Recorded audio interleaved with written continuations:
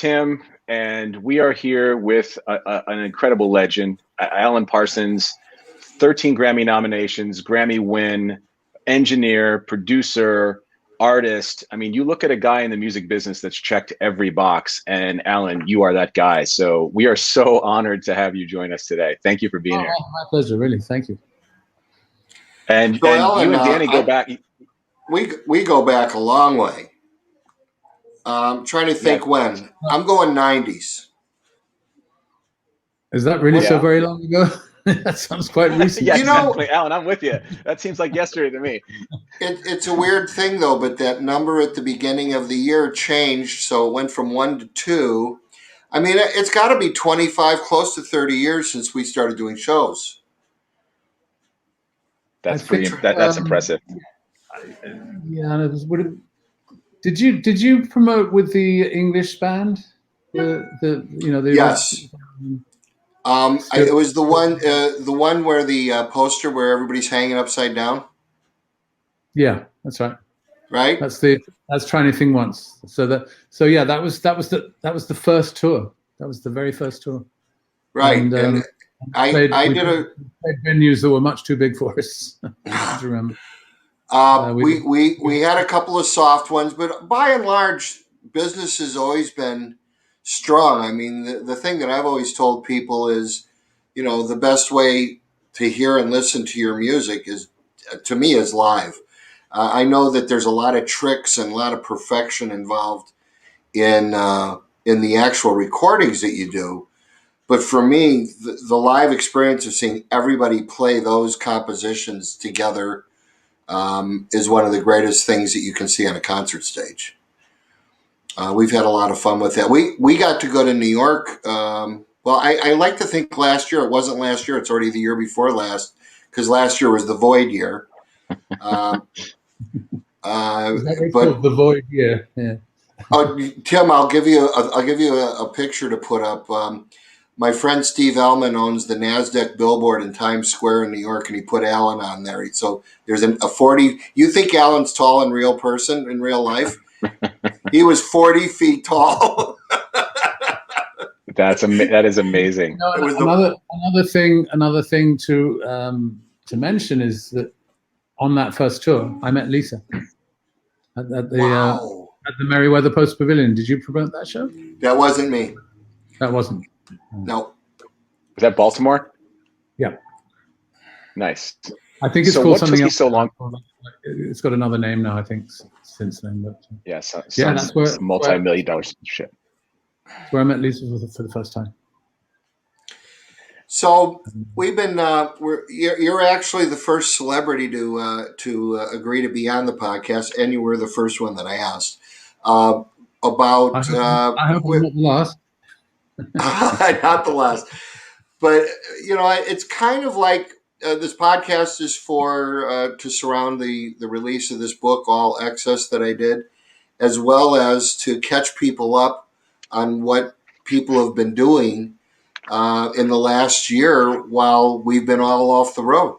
I mean, we had a bunch of shows that have been postponed now 3-4 times, as we're all just. It's a funny thing for everybody listening out there of what we've had to do, artist and concert promoter, hand in hand. It's like we wait till the last minute to figure out whether or not you're going to be able to make it to a show or whether or not the band can actually get it together to travel and then merge with this COVID thing and work with it as opposed to against it.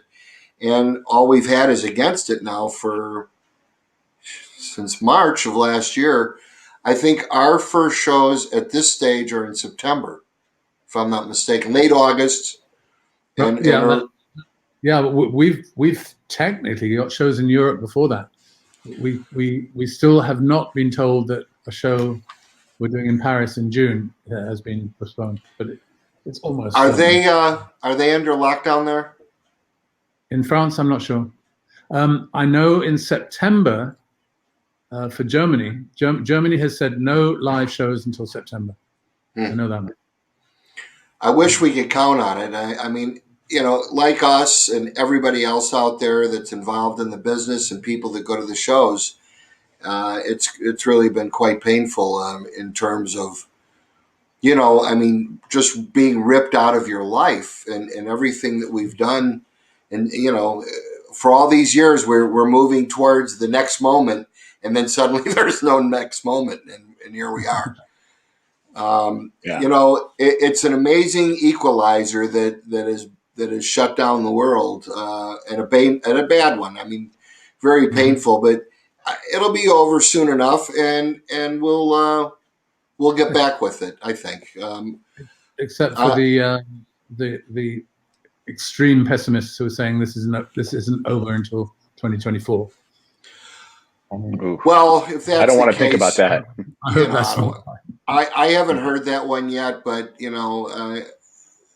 I would have a problem with that. Yeah. I mean, I've already got a problem with this, and nobody cares what I got a problem with. But I mean, that's extreme. I mean, it's been so weird the entire last year. I mean, we wait until the last minute. For instance, right now we've still got shows in June. Not with you, but we've got some shows, but they're one by one. They're being moved somewhere else. Then we're July, and then we're August. And who wants to be in Arizona doing a show in August or July anyway? Besides me right now, I'll take it. Right. I mean, they're inside, they're air conditioned. It's okay. Oh, I was going to say, yeah, it's not the 125-degree outdoor concert, right? I gave that up with my 50s. Oh, right. Yeah. No more outdoor shows in the summer here. It hurts more the older you get. So what's been happening with the band while they've been down? How are they handling this? Any idea? I mean, they're all surviving. PJ's got himself a new manager, a whole new lease of life with an investor, which is great for him. Good. And PJ's the singer, I think,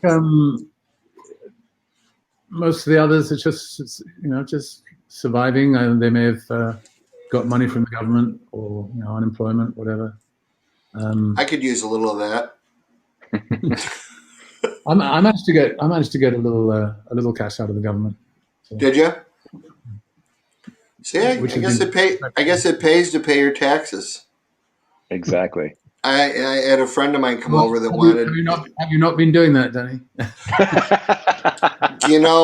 Alan, I'm afraid with all that chest pounding about doing shows and come see my shows, I've just given him way too much to point a spotlight on. So yeah, I pay it. I pay it every time. I don't like it sometimes. I don't like when those roads are bumpy, and I'm going, why are my roads bumpy? I paid $50,000 in taxes the other day or something, Right.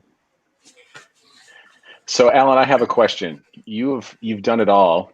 I mean, from engineer to producer to artist, touring. Do you have a favorite? Like, what do you enjoy doing the most? I really consider that the studio is my biggest skill. That's where I grew up through the ranks of studios, and playing live was something I didn't really think I'd ever do. I mean, I played in bands at school. We had a Shadows cover band, which was the British equivalent of the Ventures. And we played another band that I was in. We played Chuck Berry tunes and stuff like that. But that was it. When I left school, I went straight into working for EMI in a couple of departments. One of which was closely linked to Abbey Road, so that was a good thing. And through that employment in West London, in EMI Records in Hayes, I managed to get a transfer to Abbey Road, and that's how it all started. Well, looking at your repertoire is impressive. I mean, just to answer your question, yes, I'm most at home in a recording studio, less so than I am on stage. Although I enjoy both very much. And you have a great performer as well. You have a new studio at home, don't you? Yeah. It's It's pretty much state of the art. It's a Neve console. You probably heard about Rupert Neve. He passed away a couple of days ago. Who did? Rupert Neve, the console designer. Maybe he doesn't come into your. No, I'm definitely familiar with him. I didn't know he passed. But any person who's technically minded in any way would have to acknowledge that he was extremely influential on sound recording in general. I mean, I wrote a little obituary to him on my Facebook, and I said every recording in the last 50 years owes a debt to Rupert Neve of some kind. Without question. I'm a bit of a gearhead, so that's impressive. That what kind of desk did you put in? It's called a Neve 5088. It's pretty much his latest creation. And I'm pleased to say I saw him not so very long ago. It was in the end of 2018, and he presented me with his latest design, which is a ribbon mic. I think called the RN R1, Rupert Neve Ribbon 1. It's a ribbon mic. So sounds great. What's a ribbon mic? What does that do? It's just a type of microphone. You have dynamic mics, you have condenser mics, and you have ribbon mics. Basically, a ribbon mic involves a very thin membrane which vibrates. And that's why it's called ribbon. And by the way, this may look like a very harmless soft drink, but it's actually. Oops. Oh, nice. That looks very good. A little rosé in the can. Hold on, I'm gonna go crack open a box of wine while we're doing it. That's local to your area, right? Yes, and we know the winemaker and his wife very well. So they're good people. All right, so far I'm keeping score. We have a free board, and now we have free wine. Well, he didn't say the board was free. He got a free ribbon mic. I'm sure that board wasn't free. I didn't even say that. I said he presented it to me. But okay. He didn't. You left the part out about the check. I might have had to write a check for it, but I didn't. So. That's awesome. So on the engineering side, just one geek question. Dark Side of the Moon, Money, and that loop at the beginning. How did you do that when there was no Pro Tools? What did you guys do to create that? Incredibly primitive technology, actually. I mean, it was just literally a 4-track tape cut into individual slices stuck together with sticky tape, going around in a continuous loop around the heads of a tape machine with mic stands supporting the loop. The difficulty was getting it to sound rhythmically correct. And we discovered that the only way to do that was physically measure each sound, each length of tape, then cut it, whatever it was, 6 7/8 inches or something. And each of those sounds had to be exactly 6 7/8, otherwise it didn't sound right. Well, that sound was iconic. Pro Tools, if we'd had DAWs back then, it would have taken 15 minutes to put it together. It took. Yeah. It took. And how long did it take? At least all day, probably. But the interesting thing is they actually played to that loop. That was effectively their click track to play to. That's impressive. What were you going to say, Danny? Well, I was just going to say it's like it constantly comes up with today's modern effects that you can use versus what you had to do to come up with that sound that you had in your head, and then how to get that out back then. And we were just saying the 90s wasn't that long ago. This was only 20 years ago before that. To put it in perspective, I mean, it's almost 50 years ago. And it sounds like, if you put it on right now, it sounds like whatever technical advantage you might have had back then, it was at your disposal, and it really wasn't. I can't believe some of the things I've seen in studios. Everything was taped back then. You just made effects with tape. Somehow you would have, loops. You would have delays before you hit the echo chamber or reverb unit. You would have tape echo, which is the glink, sort of recycling echo thing. All those effects. There were no digital boxes that magically produced these effects. Did you have? Yeah, that's what makes it so impressive.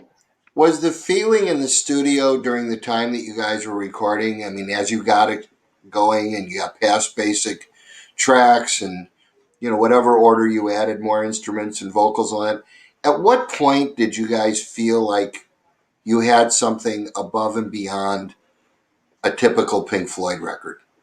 And there's nothing typical about the previous Floyd records. I mean, Uma Guma was a piece of work in metal and Obscured by Clouds and even the Moore soundtrack. You missed out the one I worked on, which is the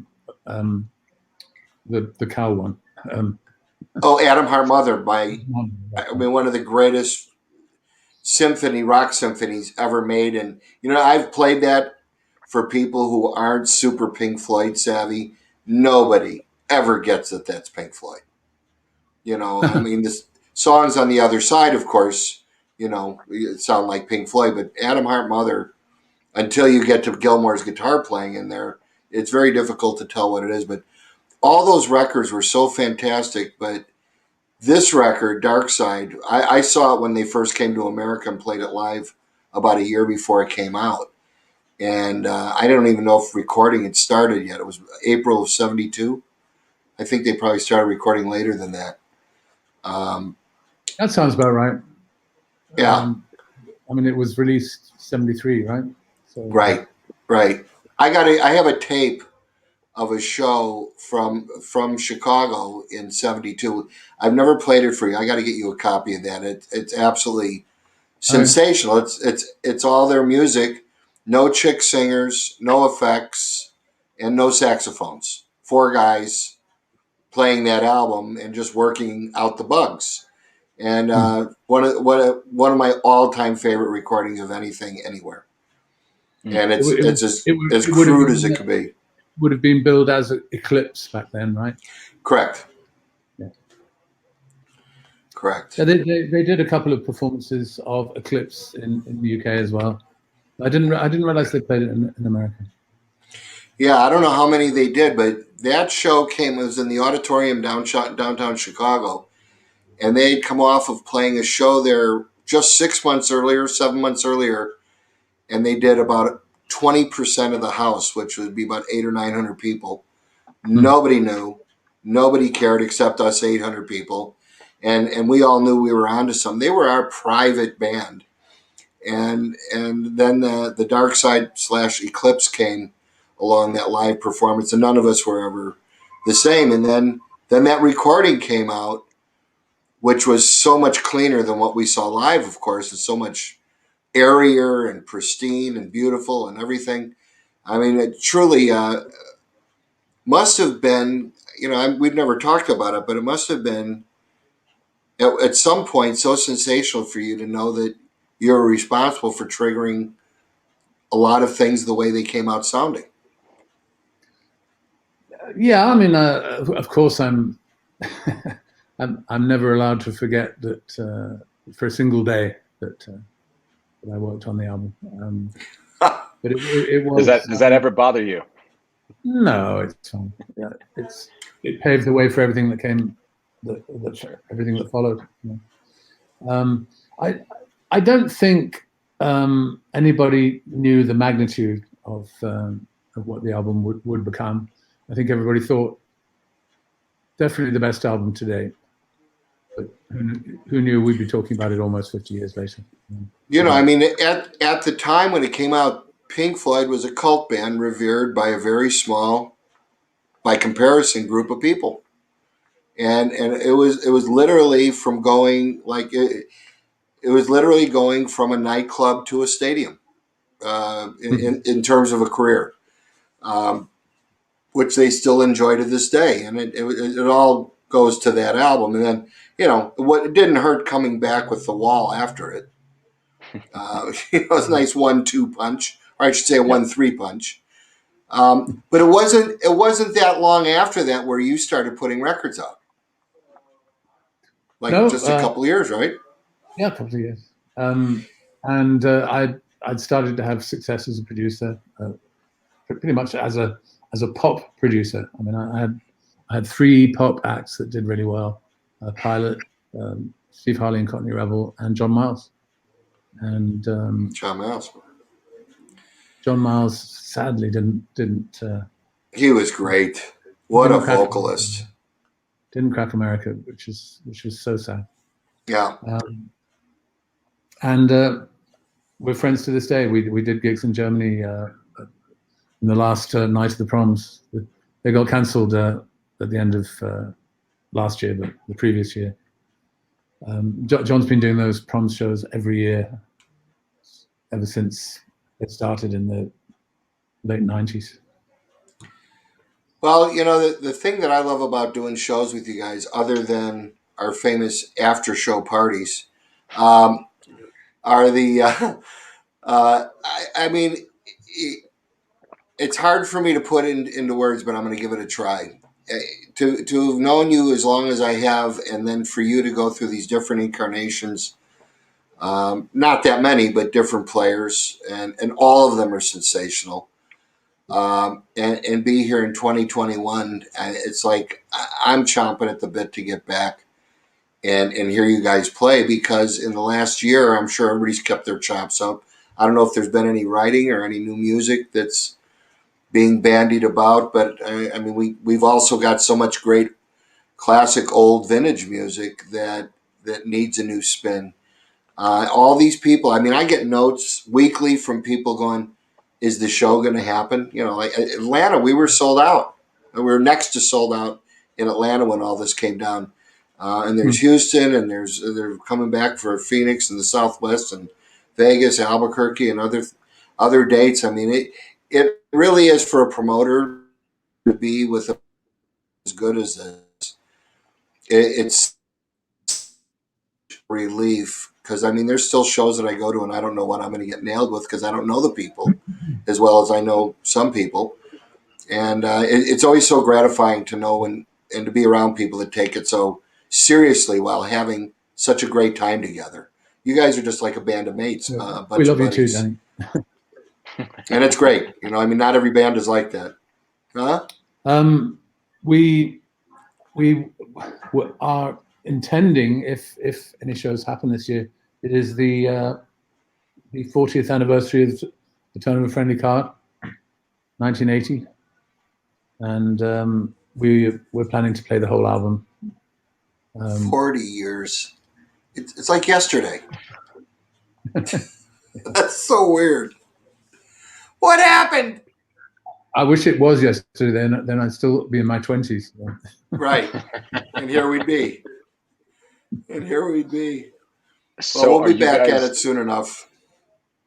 Are you working on anything now new? Are you writing or recording? I have committed to a new studio album with Frontiers, the Italian label, and we've also got 2 live shows, one of which was recorded in Holland right before this COVID thing happened, and another one with full orchestra in Tel Aviv. So those will both come out hopefully before the summer. That's fantastic. I'm excited to see those. Yeah, me too.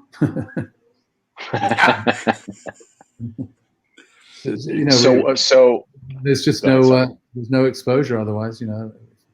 If we can get a live show into the marketplace and people buy it, that'd be great. So tell me what it was like to win a Grammy. We were on a music cruise ship when the category that PJ and I were nominated for, doing the on the deck with our life jackets on, doing the drill for the emergency drill. No way. And everybody in the band had their cell phones, listening in, and then they said, and the winner is Alan Parsons, PJ Olsen. They all went, "Way!" And all these people on the deck were going, what are they cheering What, did they about? win a Grammy or something? It was great because I did get 12 previous nominations before this win, so it was a very good feeling. Very, very nice to win. You were like that woman from that soap opera. Held the record. I think I held the record for most Grammys as a producer and engineer without winning. So, well, it's quite a distinction. I mean, Dark Side of the Moon was nominated, but it did not win. It was extraordinary. I'm sure that some people with the Academy have the regrets today that song didn't win a Grammy, right? Or that album didn't win a Grammy. I would hope so. Stranger things have happened, but there we go. Well, Christopher Cross beat out The Wall. Yeah, good point. Huh? He won Against the Wall, did he? He won Album of the Year, Against the Wall. Oh, wow. I think he had Ride Like the Wind, maybe. I think that was the year he came out. I'm not sure. I think it was. Crazy. Pink Floyd have never won a Grammy. I'm pretty sure. I don't think so. I think you're right. Yeah. Criminal. That's kind of a travesty, isn't it? Yeah. There are other huge bands that haven't either. I mean, I can't think who, but I could Google it right now. Which have not won so that day on the cruise ship, though, when you guys found out, I mean, how awesome was that? Well, how awesome was what? Sorry. Oh, the day on the cruise ship when you guys are listening in. Oh, yeah, we celebrated hard. I can only imagine. And did you have a gig that still do that day, or was it over? Oh, we just lost him. He's going to have to die. Whatever he did, he just clicked off of us. He just went to his screen to see who hasn't won a Grammy, and he closed us out. I'll punch him back in as soon as he did the thing. It was just here comes Alan back in. By the way, maybe I shouldn't have gone web searching. So what did you find out? Oh, you didn't hear me. You didn't hear me rattle off a list. No, you clicked off. Beach Boys, Bob Marley, Jimi Hendrix. I mean, no Grammys. Well, at that point, maybe you don't want to win a Grammy because you want to be in the non-winning group. You want to be in good company. Yeah. I know. Joe Satriani held the record with me until I won for the most nominations without winning. That's unbelievable. Well, congratulations. Well deserved. Thank you very much. Got a few more entries to be considered. The surround judge committee did not meet this year because of COVID. We all sit in a room and listen to all the stuff, but we obviously couldn't do that this year. So I've got Ammonia Avenue, which has come out but hasn't been entered for a Grammy, and two Al Stewart albums, Year of the Cat and Time Passages. So they're about to come out, and hopefully will be entered for the Grammy as well for the remix. Great job with those as well. Thanks.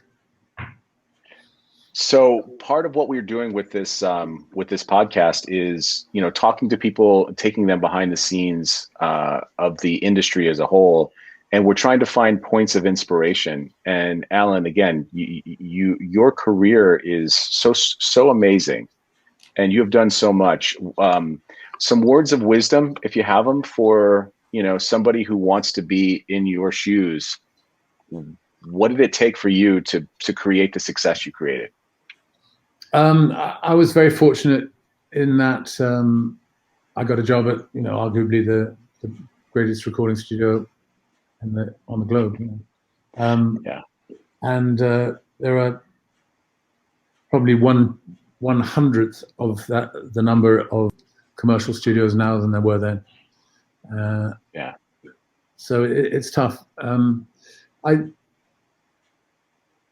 Records get made in garages, in bedrooms, at home, and only the elite artists get to work in a commercial studio. Obviously, people should strive to try and get a job in a commercial studio if they can. But if they can't, I'm usually the first to suggest that don't try and play it alone. Don't try and make records on your own in your bedroom studio. The spirit of collaboration, I think, is extremely important. So form a band, work with that band, work with friends, work together. Don't try and do the whole thing yourself. And hug a producer today. I know I wear a lot of hats in my job, but not everybody has to do that. Work with others. That's great. Great advice. Danny, any additional thoughts here? Well, I look at Alan and I just go, I miss my musical drinking buddy. It's like we're all spending a lot of time at home, and thinking, and just kind of willing things to go our way after all these years. I mean, I really don't think it's that much to ask. And I'd like to go out and play, and I'd like to get on some planes and go meet up with these guys somewhere and see what kind of shenanigans we can get into. There's something great, the whole live experience. I've never been able to put my finger on it, but a whole bunch of strangers getting together in a room and enjoying somebody special enough to say, let's put a band together, let's make some sounds together, and everybody to get in that room and enjoy it all together at once. There's nothing like it. And, it's the same old pitter that everybody's been saying about for the last year. And it doesn't change the emotion of it. We all want to get back to being together and seeing everybody that has the same intense and good, good intentions on their mind, which is to go out and have a good time, listen to some great music. I'm with you all the way. Alan and his folks provide. Do you want to come say hi to? Hello, Lisa. Where is she? Show me that gorgeous girl. Hey now, baby. How are Hey you? now. Look at that sexy man right there. Look at those two.